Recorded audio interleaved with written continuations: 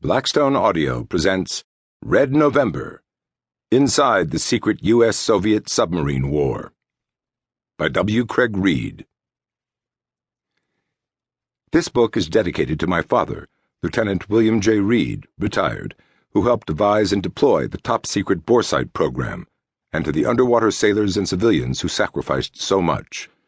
The following pages are a tribute to the commitment, courage, and constant vigilance of those who sacrificed so much to ensure that our world did not end by way of fire and fallout. Introduction. In wartime, truth is so precious that she should always be attended by a bodyguard of lies. Winston Churchill. In March 2009, beyond the frosted windows of an arthritic building in downtown St. Petersburg, Russia, a callous wind forced its will upon millions of helpless snowflakes. Inside the hotel ballroom, hundreds of Russians ignored the weather as they laughed, danced, hugged, and drank. Vodka flowed. Music blared and platters of food beckoned. I stood at my table as a husky man with playful eyes and Santa cheeks approached. He beamed and introduced himself as Sergei. He said he once served as the commander of a Soviet submarine and told me that NATO codenamed his class of boat the Victor III. He asked if I recognized this name. I smiled and said that my submarine, the USS Drum, had once come too close to such a boat near Vladivostok. Eyes wide, Sergei took 2 steps backward.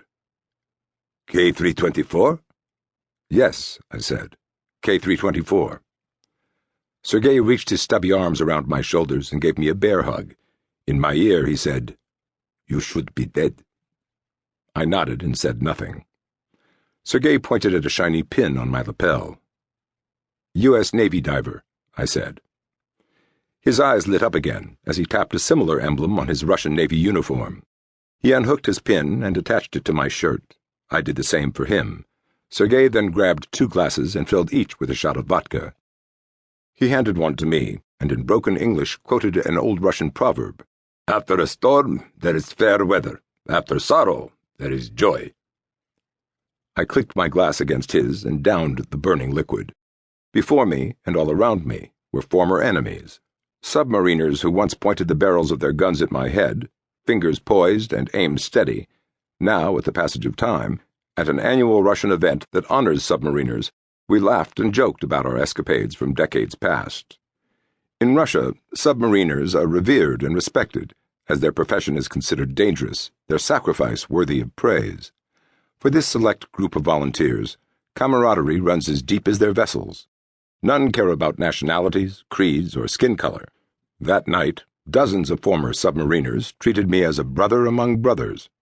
Even though we were strangers, whose governments once fought as enemies, we greeted one another with firm handshakes, warm hugs, and broad smiles. I felt honored and humbled. After dinner, a small group of submariners walked to the dance floor. Side by side, they raised their glasses and voices as they sang a Russian submariner's song. Though I didn't understand the words, I felt the meaning touch the deepest part of my soul. More and more submariners joined the throng as the voices reached a crescendo. Tears filled my eyes. Words can never do justice to the feelings that overcame me when I stood alongside my brothers and toasted all submariners, especially those lost at sea, who now serve on eternal patrol.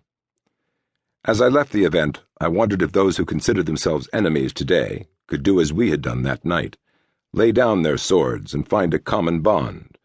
I realized that until that day, there could be no fair winds, and many in the world were destined to remain captured by the storms of sorrow. If one believes the Mayans, the world will end in the year 2012.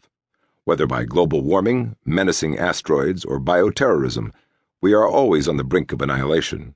Skeptics voice their doubts, but for those of us who served during the 46-year Cold War, such fears are not without merit, for never did we come closer to nuclear self-destruction than in October 1962, and again in May 1968. Conflicts involving U.S. and Soviet submarines were common factors in both.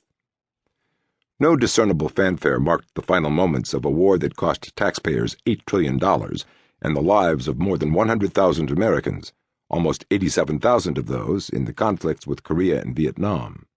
There were no ticker-tape parades, no blowing horns, and no mothers waving